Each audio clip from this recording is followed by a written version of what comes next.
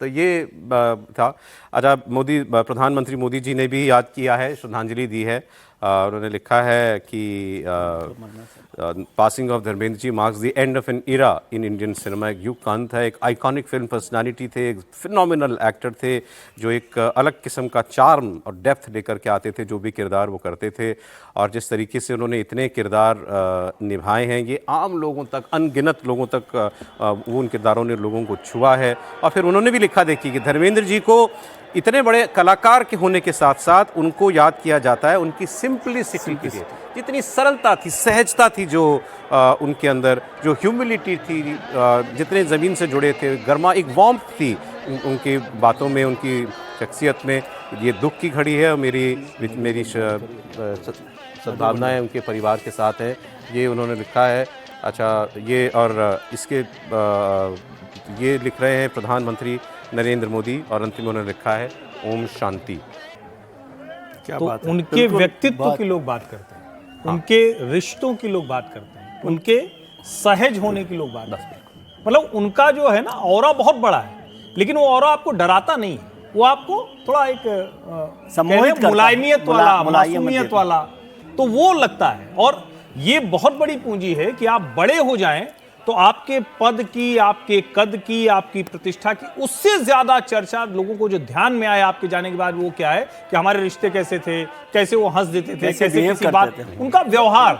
तो मुझे लगता है ये बहुत बड़ी पूंजी। निशान कितने शानदार था। 2004 का लोकसभा चुनाव जब जीते, वो रामेश्वर डूडी को उन्होंने हराया था बीकानेर से, तो जीते तो मिलने डूडी के घर गए, वो उनसे गले मिले। और जब भी कांग्रेस की बात या डूडी की बात आती है तो हमेशा कहते हैं कि डूडी मेरा छोटा भाई है, उसके बारे में कुछ मत बोलो, मेरा भाई है। मैं सांसद बन गया, वो सांसद नहीं बन पाया, उसका कोई भी काम होगा, शिकायत होगी, वो मेरे पास आ सकता है, मेरा भाई है। तो कभी ये नहीं कि मैं बीजेपी से सांसद हूँ, डूडी कांग्रेस चुनाव हार गए तो उनके खिलाफ कोई व्यंग करना, उनको बताना कि मैंने आपको हरा दिया या उनका नहीं। तो हमेशा उनसे फोन में टच भी रहे, मतलब ऐसे समय में। तो मुझे लग रहा है कि इनका व्यक्तित्व था कि भाई चुनाव तो हम जीतते हारते रहते, लेकिन जिसको हराया उसको भी अपना मान के रहना, उससे संबंध बनाए रखना, ये एक बेहतर इंसान की निशानी थी। और धर्मेंद्र ने बताया कि भाई मैं लोकसभा में जरूर आ गया हूँ, लेकिन डूडी से मेरी आज भी दोस्ती हो, मैं छोटे भाई जैसा है। शायरी का बहुत शौक था, बहुत शौक था। हेमा जी बताती है खूब शेरो शायरी करते तो नहीं, शेरो शायरी करते थे। और अभी मैं अक्षय कुमार का देख रहा हूँ, वो फोटो उन्होंने डाली है जो थोड़ा हीमैन टाइप वाली है, और उन्होंने भी लिखा है कि our industry's original he man, thank you for inspiring generation. ये मतलब ये कमाल की बात है, किसी एक शख्स के बारे में, किसी एक अभिनेता के बारे में इस तरह से उनकी पूरी इंडस्ट्री याद करे, उनके आसपास के लोग याद करें, ये बड़ा तो ये जो पर्सनालिटी थी ना उनकी, ये कोई ये आज जिम वाली पर्सनालिटी नहीं थी, सिक्स पैक एब वाली पर्सनालिटी नहीं थी। ये जो एक पंजाब का गबरू जवान जो जैसा होता है ना, वो और आप सोचिए फिल्मों में डांस ही, सारे हिंदुस्तान की बॉलीवुड फिल्मों में डांस ही चलता है, और एक ऐसा हीरो जिसने बिना डांस के 60 साल तक राज किया हो। बिल्कुल ठीक। नहीं, डांस किया अपने तरीके का किया, मतलब जो आजकल तो बहुत ट्रेंड बना दिया, धरती हिलाने वाला डांस किया, जैसे शम्मी कपूर का डांस। और आप व्यवहार की बात कर रहे थे, सब कह रहे हैं, मोदी जी कह रहे हैं इतने विनम्र थे, हर आदमी जो जिनसे भी हमने अपने फोन पे बात की अभिनेताओं से, सब यही बात कह रहे हैं, भाई बहुत जमीन से जुड़े आदमी थे। ऐसे स्टार्स, आज नाम लेना ठीक नहीं किसी का, लेकिन सितारे इनसे छोटे हैं, अहंकार, लेकिन बहुत लोग हैं, बहुत बड़ा है, बहुत बड़े लोग, ऐसा तबका है। लेकिन धर्मेंद्र होना कोई छोटी बात है, आप उंगलियों पे गिन सकते हैं भारतीय सिनेमा में उस ऊंचाई पे जहां धर्मेंद्र थे।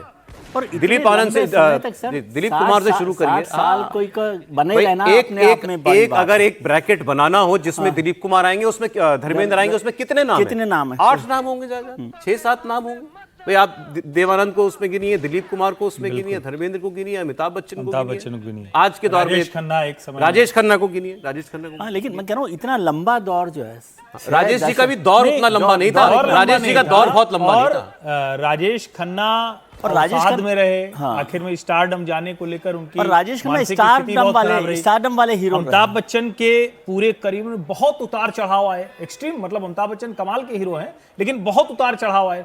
धर्मेंद्र का एक ऐसा जीवन जो जिसको कहते हैं ना कि सामान्य एक जिंदगी, एक इतना बड़ा स्टारडम हो और फिर भी आपकी लाइफ उस तरह से फ्लो में चले, ये बड़ा कम होता है। तो जो धर्मेंद्र का मतलब इन सब से आपको अलग करता है। दिलीप कुमार मतलब ठीक है, एक वो अलग किस्म के हीरो थे, लेकिन दिलीप कुमार का क्या था, वो तो एक ही तरह का अंदाज था, उनका अलग तरीके के लोग प्रशंसक, वो दौर ही अलग था, वो दौर अलग था। हाँ, उनका और देवानंद का आप दौर कैसे, देवानंद का दौर हुआ करता था। उनके बाद धर्मेंद्र जी का जो है वो सिलसिला शुरू हुआ फिर वो, और फिर वो सिलसिला अंत तक रहा। मैं तो अभी फिल्मोग्राफी देख रहा था, 2024 अभी भी उनकी एक पिक्चर आनी बाकी थी, 2024 में उन्होंने पिक्चर की, 24 में उन्होंने पिक्चर की हुई थी। 25 दिसंबर को रिलीज हो रही है वो 21 पिक्चर। हाँ, मतलब 88 साल की उम्र तक वो काम कर रहे थे, बिल्कुल। 88-89 साल की उम्र में काम कर रहे थे। फिट थे, घर में अंदर आराम से टहलते थे। कई बार उनके वीडियो आते थे, वो वीडियो डालते थे अपने, और कई बार जो उनके नाती पोते उनके साथ भी उन्होंने कई फोटो डाले हैं। तो बीच में कुछ स्वास्थ्य गड़बड़ कर रहा था, लेकिन एक्टिव थे, अपना वॉक करते थे, अपने फार्म हाउस में बढ़िया रहते थे। उन्हें बम्बई की ज़िंदगी से ज़्यादा अपने फार्म हाउस में बड़ा मज़ा आता था, फार्म हाउस में रहते थे। उनकी बड़ी इच्छा थी कि मैं अपना बुढ़ापा या एंड अपने मैं पंजाब में अपने बिताऊंगा, लेकिन वो उन्हें मिला नहीं। वो बम्बई में ज़्यादा रहे स्वास्थ्य की वजह से। लेकिन बड़ा मज़ेदार है, जब विनोद खन्ना गुरदासपुर से सांसद बने तो विनोद खन्ना को फ़ोन करके कहते हैं कि पुत्र मेरे पंजाब से तू सांसद बना है, जरा ध्यान रखना, पंजाब का अच्छा काम करना वहाँ पे। तो उनको बड़ा अटैचमेंट था अपने पंजाब के लोगों से, अपनी मिट्टी से। जी बिल्कुल।